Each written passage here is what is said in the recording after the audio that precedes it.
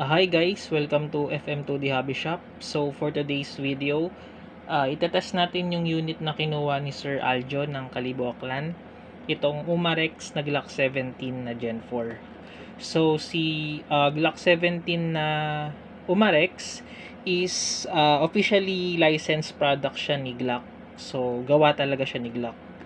So check natin what's inside the box. Okay, so meron tayo ditong yung manual niya. Ayan. And then safety precautions. And of course, yung unit. Ayan. So, brand new siya. Ayan, tanggalin natin sa plastic. So, ayan siya. Very realistic Glock 17 talaga siya. Kasi, since product siya ni Glock, licensed product, kuha din dito sa unit na to yung mga markings na makikita natin sa tunay na Glock. Ayan, yung ganyang markings. 17 Gen 4 Austria. Ayan, and then meron din dito. Ayan, officially licensed product of Glock. And then may numbers. And then dito natin makikita yung serial niya sa ilalim. Ayan. So, KH21L02877. So, dito natin siya maiko-compare. Ayan yung serial number niya. 2877. And so, match naman siya. And so, very unique siya. Individually.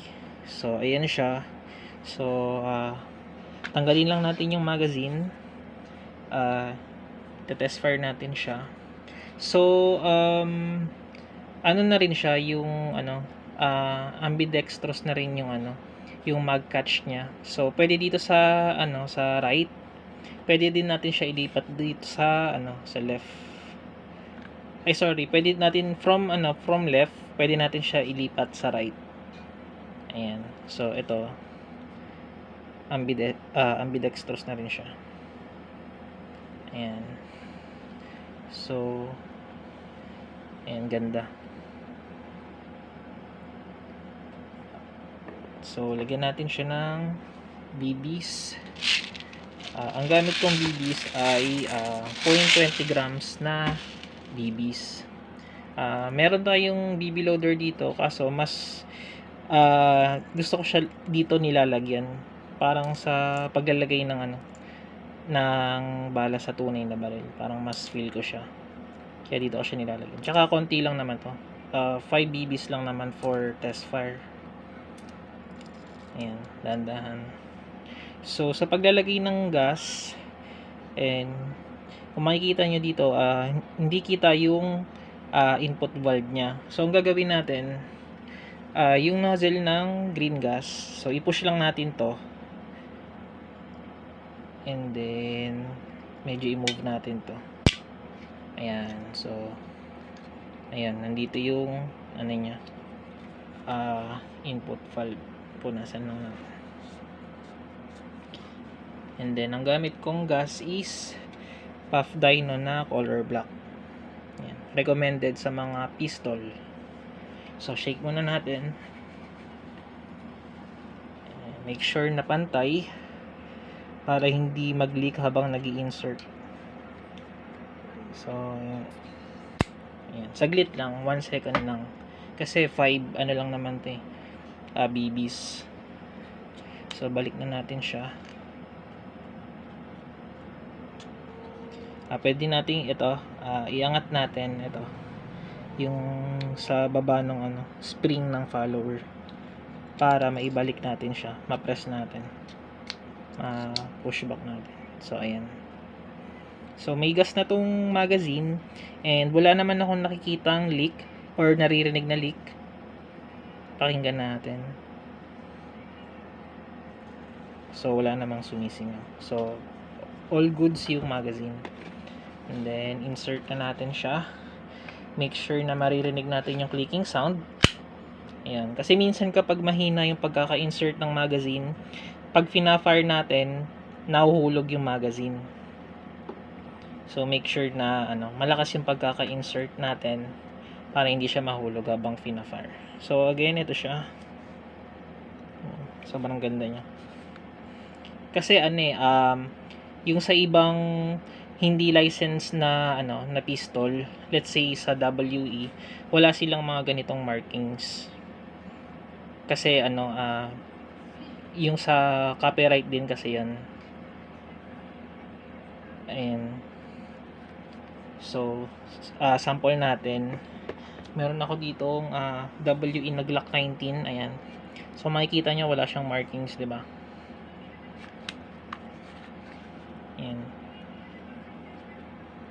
Ayan. So ito meron. Hindi yung kagandahan niya. So test na natin siya. So always trigger finger out kapag hindi pa ipuputok. So ano lang natin hatak and then bitaw. Ready to fire na siya. Kunin ko lang yung chrono.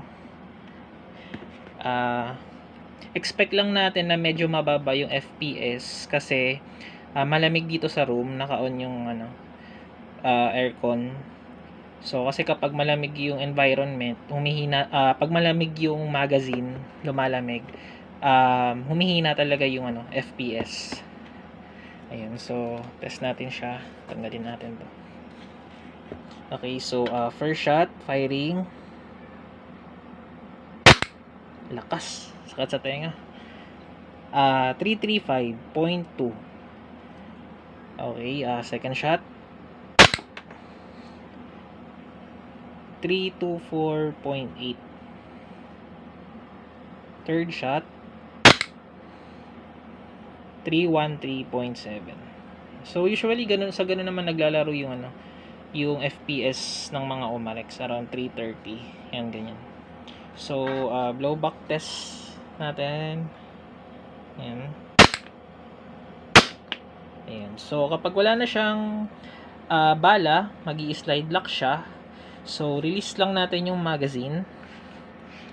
And then release natin yung yung slide. Pull back na lang natin para hindi napupudpud yung kanal dito. Ayan. Kasi pag pinulback mo yan, tas hinatak balik mo, marerest naman yung slide. So rest na rin natin tong trigger. And then ayun siya. So all goods naman yung unit, wala naman akong nakikitang issue. Ayan.